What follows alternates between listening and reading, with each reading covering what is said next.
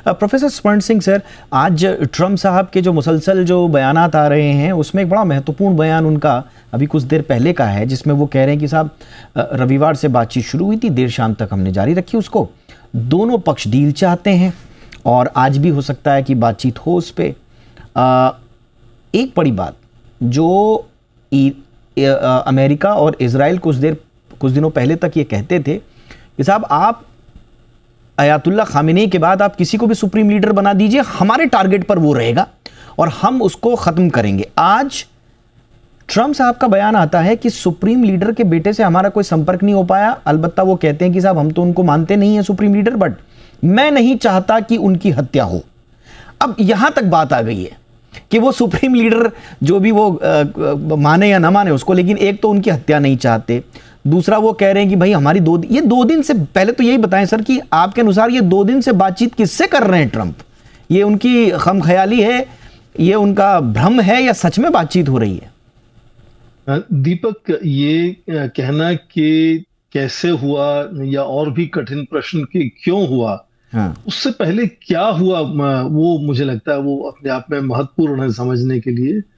तो सबसे पहली बात तो ये है कि आज पहली बार राष्ट्रपति ट्रंप जो लगातार भयावह युद्ध को और बढ़ाने में, विनाश को और बढ़ाने में लगातार धमकियां देते थे, पहली बार उन्होंने युद्ध को सीमित करने की बात की। युद्ध को समाप्त करने की बात नहीं कही, उन्होंने युद्ध को सीमित करने की बात कही कि जो शनिवार को उन्होंने अल्टीमेटम दिया था कि 48 घंटे में यदि ईरान स्ट्रेट ऑफ हॉर्मुज में जहाजों का आवागमन बिल्कुल उसको उतना आसान नहीं कर देता, तब हम उनके जो पावर प्लांट्स हैं उन पर लगातार हमला करेंगे और सबसे बड़े पावर प्लांट पर सबसे पहले हमला करेंगे।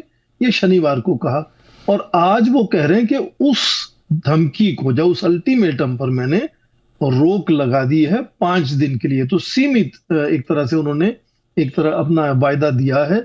पर ये कहा कि हमारी बात हुई है, पहले कहा। जब ईरान ने कहा, अब देखिए ये फर्क भी समझना होगा कि ईरान की तरफ से कोई राष्ट्राध्यक्ष का या राष्ट्रपति का कोई जवाब नहीं आया सीधे से औपचारिक तरीके से।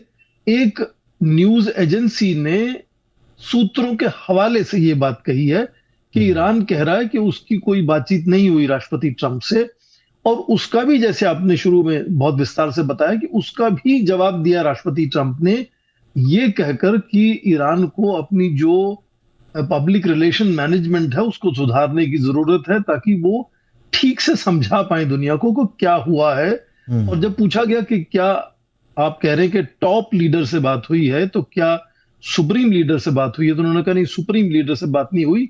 और ये भी कहा कि फोन के बाद शायद परस्पर आमने सामने आने वाले 2 या 3 दिनों में भी उसी व्यक्ति से बात हो सकती है जिनसे उनकी बातचीत लगातार चल रही है। और कौन है वो, इसका उन्होंने बिल्कुल कोई संकेत नहीं दिया और बताने से मना किया। समझ सकते हैं कि उसकी जो एक तरह से सीक्रेसी मेंटेन करने की है, कॉन्फिडेंशियलिटी है, वो जरूरी है इस वक्त जी। पर क्या वो व्यक्ति जिससे बात हो रही है वो अमेरिका में है?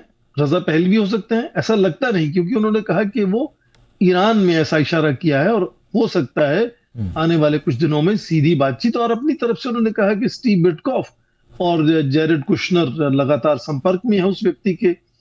अब ये एक सोच को जो बढ़ावा देगा वो ये कि लगातार कुछ लोग शुरू से कह रहे हैं कि क्या किसी तरह का इन्फिल्ट्रेशन हुआ है, क्या घुसपैठ हुई है ईरान के नेतृत्व में, और क्या जो घुसपैठ से लोग वहां पहुंचे थे वो इतना ऊपर तक आ गए हैं कि वो सीधा ईरान के तरफ से वो शांति वार्ता की बातचीत करने की क्षमता आज रखते हैं।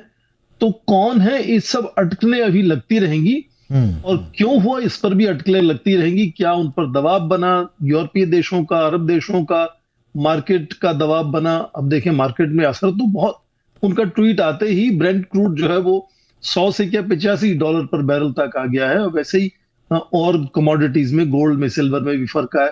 तो क्या मार्केट का दबाव था? क्यों ऐसा हुआ, कैसे ऐसे हुआ, वो मुझे लगता है कि अभी उसमें लगातार अंदाजे लोग लगाते रहेंगे। पर क्या हुआ है वो साफ है कि पहली बार उन्होंने युद्ध को सीमित करने की और 5 दिन का अवसर ईरान को देने की जो बातचीत सामने की है, मुझे लगता है अपने आप में बड़ा अच्छा संकेत है। Yes sir. और हो सकता है 5 दिन में बात और आगे बढ़े इसको लेकर। बिल्कुल इतनी जल्दी और स्वाभाविक रूप से कहा यह जा रहा है कि अमेरिका तो एक सम्मानजनक एग्जिट ढूंढ रहा है। अब वो सम्मानजनक एग्जिट क्या ट्रम्प किस तरह से ला पाएंगे, ये बड़ा उनके लिए भीतर भी सवाल उठ रहा है। उनके अपने जो सहयोगी हैं मागा के भीतर के जो धड़े हैं वो भी उनसे एक धड़ा नाराज दिखाई दे रहा है। उनकी जो पॉलिटिकल जो स्वीकारोक्ति है वहाँ पर, उस पर बड़े सवालिया निशान हो रहे हैं। इसी साल वहाँ पे दिसंबर में मध्यावधि चुनाव होने हैं, उसको लेकर भी थोड़े से ट्रम्प। लेकिन अगर निकल भी जाएं प्रोफेसर स्वर्ण सिंह सर, अगर ट्रम्प अपने लिए नेविगेट करके एक रास्ता निकाल भी लें कि भाई ठीक है हमसे गलती हो गई, हम इजराइल के चक्कर में आ गए, हमको इतना एहसास नहीं था कि इतना लंबा चल जाएगा। नेतन्याहू साहब ने तो बोला था कि साहब आप हमारे साथ आ जाइए, स्ट्राइक करिए, सब खत्म। और ईरान में हमने पूरी तैयारी भी कर रखी है कि वहाँ पर एक भीतरघात हो जाएगा, वहाँ पर विद्रोह हो जाएगा और सत्ता अपने आप खुद ब खुद पलट जाएगी। संभवतः इस थ्योरी पर यकीन करके ट्रम्प इसमें कूदे थे। लेकिन अगर ट्रम्प अपने लिए नेविगेट करके एक सेफ एग्जिट या ऑनरेबल एग्जिट अगर प्लान कर भी लेते हैं, तो भी इतिहास तो उलाहना देगा अमेरिका को कि आप एक और युद्ध हार करके निकले हैं। तो क्या ये इसके लिए तैयार होंगे अमेरिकन्स और अमेरिका सर? देखिए, इस तरह के युद्ध में ऑनरेबल एग्जिट कहना थोड़ा सा मुश्किल होता है। फेस सेविंग संभव हो सकता है कि आपने किसी तरह से बात को खत्म करने की कोशिश की और दोनों देशों ने अपनी अपनी जीत का एक तरह से जश्न मनाया और युद्ध को समाप्त किया, या कहा कि लगातार बात चलती रहेगी, बातचीत हो सकता है 6 महीने साल तक चलती रही, ये भी हो सकता है। और इस तरह से युद्ध को खत्म करना, ये राष्ट्रपति ट्रम्प पहले दिखा चुके हैं। आप देखें कि 20 साल के बाद तालिबान के साथ लगातार कतर में, जब वो पहले कार्यकाल में थे राष्ट्रपति ट्रम्प, तो वो बातचीत करते थे लगातार अफगानिस्तान में तालिबान के साथ। तो हो सकता है ईरान के साथ भी इस तरह की कोई थर्ड पार्टी की सहायता से, और थर्ड पार्टी में बहुत से देश शामिल हैं, कतर है, ओमान है, इजिप्ट है, तुर्की है, अब तो भारत भी ब्रिक्स के मंच से बातचीत करने की कोशिश में एक तरह से जुड़ गया है। तो वो संभव है। पर आप यदि थोड़ा सा इतिहास में खंगालें तो अमेरिका की लड़ाई चाहे 50 के दशक में कोरिया में हो, 70 के दशक में वियतनाम में हो, या फिर मैंने तालिबान का जिक्र किया अफगानिस्तान में हो, लगातार हमने देखा है कि युद्ध में आपको ये समझना बहुत जरूरी होता है कि एक तरफ इस वक्त ईरान के लिए जैसे ये उनके अस्तित्व की लड़ाई है, पर ट्रम्प साहब के लिए ये वर्चस्व की लड़ाई है। वो संसाधनों पर अपना काबू बनाने के लिए वहां जा रहे हैं। तो इसलिए जो कहें कि जुनून है या रणनीति है या कहां तक कोशिश की जा सकती है, ये दोनों तरफ से जाहिर है उनके जो उद्देश्य हैं वो अलग होंगे। और हम लगातार जैसे देख रहे हैं, अब भी देखेंगे कि जैसे अभी कहा गया कि ईरान समय की कमी, क्विक रिएक्शन इजराइल पर सर, जो मैंने डॉक्टर गुप्ता सर से भी पूछा था, मैं वही आपसे भी पूछ रहा हूँ, इजराइल का क्या सर, अगर वो नहीं माना है, जो प्रतीत होता है कि नहीं मान रहा है, फिर? मैं डॉक्टर एम्बेसडर गुप्ता साहब से बिल्कुल सहमत हूं कि ये बहुत से लोग मान रहे हैं कि ये ट्रम्प इस युद्ध में शायद नेतन्याहू के कहने से आए हैं। उन्होंने क्या कहा, ये बात हमेशा इसके ऊपर बातचीत होती रहेगी, पर ये अक्सर लगता है कि अब शायद इजराइल के कहने से अमेरिका जो है इस युद्ध में शामिल हुआ। उसके कई कारण हो सकते हैं। पहले तो ये कि राष्ट्रपति ट्रम्प लगातार पहले कार्यकाल से ही एक बड़ी सफलता की तलाश में है कि इतिहास में उनको कैसे अपना नाम दर्ज करवाना है। जी। तो क्या यहाँ यदि तख्ता पलट होता है ईरान में, तो इस तरह से दुनिया उनको याद रखेगी वगैरह। दूसरी बात जो और भी महत्वपूर्ण है, ये सारे विश्व को और अमेरिका को मालूम है कि इजराइल यदि तय करेगा कि उसको युद्ध करना है, तो उसको अमेरिका उसमें शामिल हो या ना हो बड़ा फर्क नहीं पड़ता। जी। आपको याद होगा 80 के दशक में ही ओसिराक, जो एक न्यूक्लियर पावर रिएक्टर बना रहा था इराक उस वक्त, उस पर सर्जिकल स्ट्राइक की थी उस वक्त इजराइल ने। उसके बाद 2007 में सीरिया में इस तरह का हमला किया।